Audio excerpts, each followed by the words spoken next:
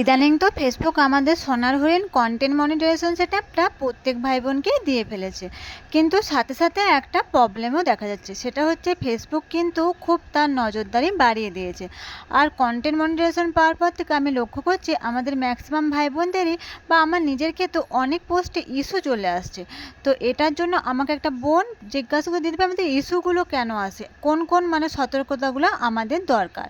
তুমি যদি একটু বলে দাও খুব ভালো হয়। হ্যাঁ, আজকে আমি তোমাদেরকে কোন কোন বিষয়গুলোতে কোন কোন সাধারণ বিষয়গুলোতে আমাদের ইস্যু আসতে পারে, ফেসবুক আমাদেরকে ইস্যু দিতে পারে, সেগুলোই বলে দেবো। তার আগে বলি, হ্যালো বন্ধুরা, সবাই কেমন আছো? আশা করি যে যেখানে আছো খুব খুব ভালো আছো। আর আমিও তোমাদের আশীর্বাদ আর ভালোবাসাতে তোমাদের ছোট্ট কুটুম্বরীকে নিয়ে মোটামুটি ভালোই আছি। আজকে আমি তোমাদেরকে বলবো আমাদের কোন কোন বিষয়গুলোতে ইস্যু আছে। দেখো, এখন যেহেতু গরমকাল আসছে, তো আমাদের বাড়িতে ছোট ছোট বাচ্চা ম্যাক্সিমাম সবার বাড়িতে আছে। তো আমরা কি ভাবছি বলো তো, আমাদের বাচ্চারা হয়তো গায়ে জামা পরে নেয়। তো একটা ছোট বাচ্চা গায়ে জামা পরে নেয় তো কি হয়েছে, তো সেটা ধরো সে ভিডিওর মাঝে চলে এলো। তো এটা কিন্তু ফেসবুক একদম বুঝবে না। ফেসবুক কিন্তু এই কারণে আমাদের ইস্যু দিয়ে দিবে, ঠিক আছে? এটা কিন্তু একটা সেনসিটিভ কন্টেন্ট হয়ে যাবে। তো প্রথমত গরমকাল যেহেতু চলে এসছে, তোমাদেরকে সবার প্রথম এই বিষয়টা মাথায় রাখতে হবে, ঠিক আছে? এটা 1 নম্বর গেল। 2 নম্বর যেটা হচ্ছে, এখন যেহেতু তুমি যেখানে বাজারে গিয়ে ভিডিও করো বা অন্য জায়গায় ভিডিও কোনো চিল্লামিল্লি হচ্ছে, ঠিক আছে?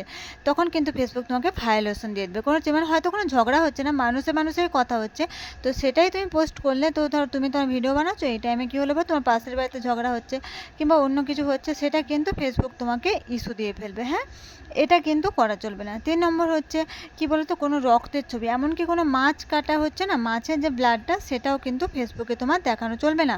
হয়তো সবার তুমি বলবে যে ওটা দেখাচ্ছে তো ওদের তো ইস্যু আসছে না। হ্যাঁ, ওদের ইস্যু আসছে না, তোমার আসতে কতক্ষণ বলো? আমরা আমাদের সতর্কতাগুলো মেনে চলাই ভালো, তাই না? তো আমাদের ধরো একটা পোস্ট ভাইরাল হলো বা ফর ইউতে গেল, তো সেই পোস্টটা যখন আমাদের ইস্যু আসার কারণে ডিলিট করে দিতে হবে, সেটা যখন যে ডিলিট করে সেটাই বোঝে। আমি আমার ক্ষেত্রেই বলছি, একটা পোস্টে আমার 7 লাখ এবার ভিউজ হয়েছিল, সেটাতে আমার ইস্যু চলে এসছে। হ্যাঁ, আরেকটা কথা বলি, তোমাদের যদি ইস্যু চলে আসে, তোমাদের ভাবার কোনো দরকার নেই, তাতে যতই ভিউজ হোক। আমি আমার ক্ষেত্রেই বলছি, সেটাতে 7 লাখ প্লাস ভিউজ হচ্ছে, কোনো কিছু দেখার দরকার নেই, রিভিউ করার আমার মনে হয় কোনো প্রয়োজন নেই। তুমি তোমার পোস্টটা সরাসরি ডিলিট করে ফেলো। হ্যাঁ, আমরা যদি ভালোভাবে কাজ করি, আমাদের আবার কোনো পোস্ট ভাইরাল হবে বা ফর ইউতে যাবে, কিন্তু আমাদের ইস্যু আসার কারণে যদি আমাদের পেজটাই রেস্ট্রিক্টেড চলে আসে, আমাদের মনিটাইজেশনটাই যদি অফ হয়ে যায়, তার থেকে তো কষ্ট কিছু নেই, বলো না? তাই না? তাই তোমরা হচ্ছে এই কটা জিনিস মেনে চলবে। তো আরও অনেক জিনিস আছে, সেগুলো তো মেনে চলবে, কিন্তু এই প্রধানত এই কয়েকটা জিনিস অবশ্যই মেনে চলবে, দেখবে তোমাদের ইস্যু আসবে না বা পেজটা অনেকটাই সুরক্ষিত থাকবে, আর তোমরা সাথে ভালো ভালো কাজ করে যাবে।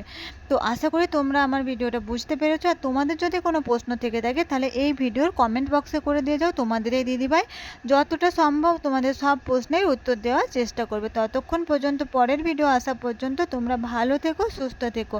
আর হ্যাঁ, আরেকবারও বলে দিই, যদি ভিডিওটা ভালো লেগে থাকে, তাহলে লাইক, কমেন্ট আর অবশ্যই একটা শেয়ার দিয়ে দিও।